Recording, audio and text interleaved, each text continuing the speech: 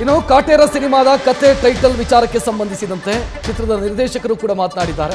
ಕಾಟೇರ ಚಿತ್ರದ ಟೈಟಲ್ ಕೊಟ್ಟವರು ಬೇರೆ ಯಾರೂ ಅಲ್ಲ, ಅದು ದರ್ಶನ್ ಅವರೇ, ಇನ್ಯಾರೋ ಕೊಟ್ಟಿದ್ದಲ್ಲ ಅಂತ ನಿರ್ದೇಶಕ ತರುಣ್ ಸುಧೀರ್ ಮಾತನಾಡಿದ್ದಾರೆ.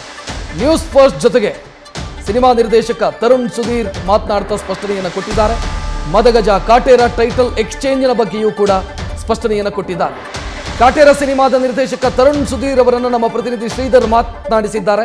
ನೋಡೋಣ. ಆತ್ಮೀಯ ಕನ್ನಡಿಗರೇ ನಮಸ್ಕಾರ. ಈಗ ಕಾಟೇರ ಅನ್ನೋ ಒಂದು ಟೈಟಲ್ ದೊಡ್ಡ ಸಂಭ್ರಮವನ್ನು ಸುದ್ದಿ ಮಾಡಿದೆ, ಹಾಗೆ ಈಗ ಒಂದು ಚಿಕ್ಕ ವಿವಾದವನ್ನು ಎಳ್ಕೊಂಡಿದೆ.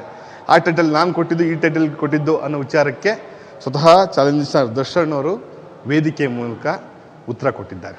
ಆದರೆ ಈ ಸಂದರ್ಭದಲ್ಲಿ ಇದ್ದವರು, ಕಥೆಯನ್ನು ಬರೆದವರು, ಕಥೆಯ ಜೊತೆಗಿದ್ದವರು ಎಲ್ಲವೂ ತರುಣ್ ಸುಧೀರ್ ಅವರು. ಸರ್, ಆ್ಯಕ್ಚುಲಿ ಏನು ವಿಷಯ, ಕಾಟೇರ ಅನ್ನೋ ಟೈಟಲ್ ನಮಗೆ ಒಂದು ಕಾರ್ಯಕ್ರಮದಲ್ಲಿ ಕೇಳಿದ್ದು ನನಗೆ ನೆನಪಿದೆ. ಕಾಟೆ ಅನ್ನೋ ಒಬ್ಬ ವ್ಯಕ್ತಿಯಿಂದ ಕಾಟೇರ ಆಗಿದ್ದು ಅಂತ ಒಂದ್ಸಲ ಹೇಳ್ಕೊಂಡಿದ್ರು. ಬಟ್ ಆದರೆ ಅದು ಇನ್ನೇನೇನೋ ಮಾತುಕತೆ ಆಗ್ತಿತ್ತು. ಉಮಾಪತಿಯವರು ಒಂದಷ್ಟು ವಿಚಾರಗಳನ್ನು ಕೆಲವು ಇಂಟರ್ವ್ಯೂಗಳು ಮಾತಾಡಿದ್ದು. ಈಗ ನಿಮ್ಮ 50ನೇ ದಿನದ ಸಂಭ್ರಮದಲ್ಲಿ ಅದು ಪ್ರತಿಧ್ವನಿಸ್ತು, ಏನು ಹೇಳ್ತೀರಿ?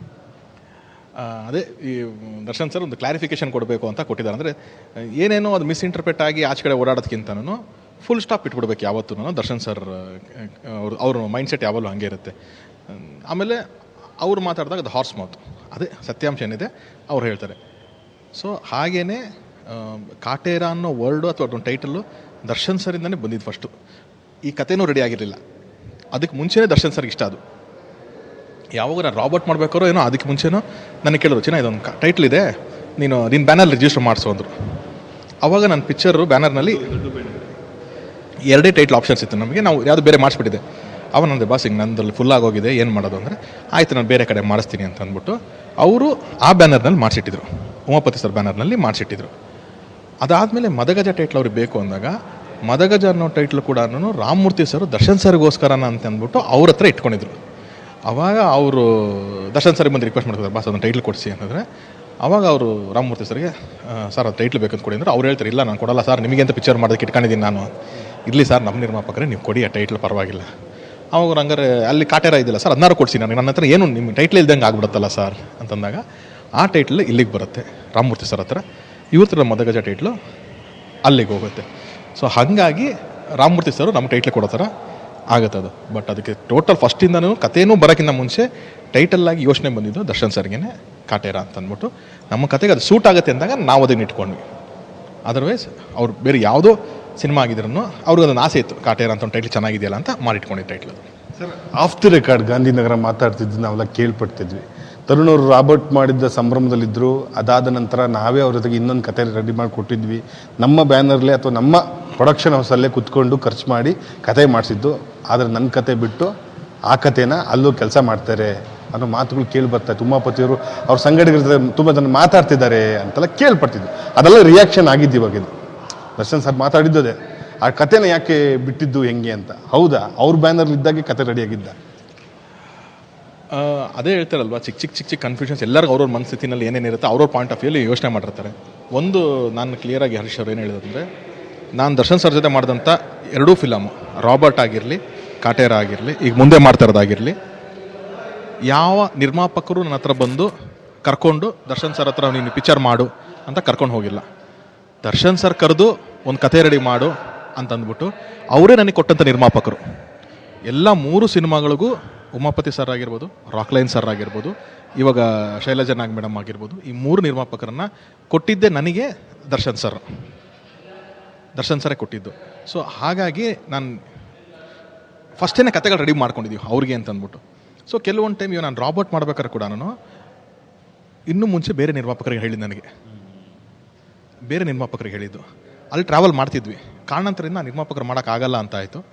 ಅದಾದಮೇಲೆ ನಾನು ಉಮಾಪತಿ ಸರ್ಗೆ ಅಂತ ಹೇಳಿದ್ರು, ಅಲ್ಲಿಗೆ ಮಾಡಿದೆ. ನೀವು ಬೇಕಾದ್ರೆ ಅವ್ರದ್ದು 50ನೇ ಸಿನಿಮಾ D50 ಟೈಮ್, ಅದಕ್ಕಿಂತ ಮುಂಚೆ ಅಲ್ಲಲ್ಲ ಒಡೆಯ ಮಾಡಿದ್ರು ಗೊತ್ತಾ. ಒಡೆಯಕ್ಕಿಂತ ಟೈಮಲ್ಲಿ ಅದೇ ಫಿಲಮ್ನೇ ನಾನು ಮಾಡಬೇಕು ಅಂತಿದ್ದು. ನಾನು ಚೌಕ ಮಾಡೋಕ್ಕಿಂತ ಚೌಕ ರಿಲೀಸ್ ಆಗಿರಲಿಲ್ಲ.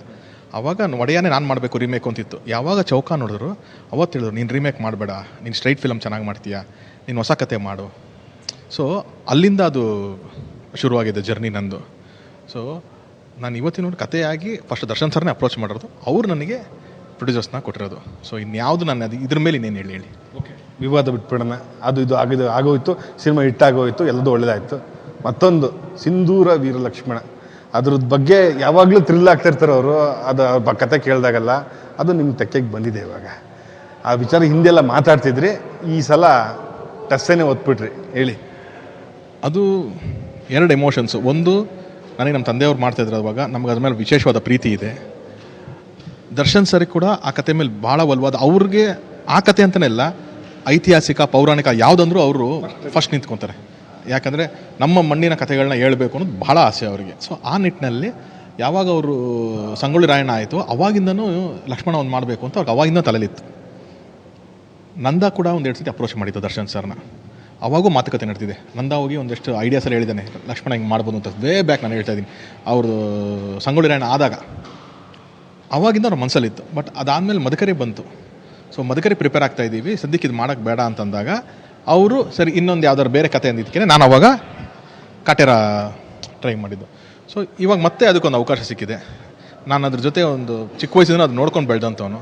ಸೊ ಹಾಗೆಲ್ಲ ಇರೋದಕ್ಕೋಸ್ಕರ ಒಂದು ಸ್ಪೆಷಲ್ ಎಮೋಷನ್ ನನಗೆ. ನಮ್ಮ ತಂದೆಯವರು ಮಾಡಿದಂಥ, ನಮ್ಮ ತಂದೆಯವ್ರಿಗೆ ಹೆಸರು ತಂದು ಕೊಟ್ಟ ಒಂದು ನಾಟಕ ಅದು. ಒಂದು ಅದ್ಭುತವಾದ ವ್ಯಕ್ತಿಯ ಒಂದು ಇದು. ದರ್ಶನ್ ಸರ್ ತುಂಬ ಆ್ಯಪ್ಟ್ ಆಗುತ್ತಾರೆ ಆ ಸಿನಿಮಾಗೆ. ಸೊ ಅದು ಇವಾಗ ತೊಗೊಂಡಿದ್ದೀವಿ. ಈಗ ಒಂದಷ್ಟು ಹೋಮ್ವರ್ಕ್ ನಡಿಬೇಕು ಅದ್ರ ಮೇಲೆ.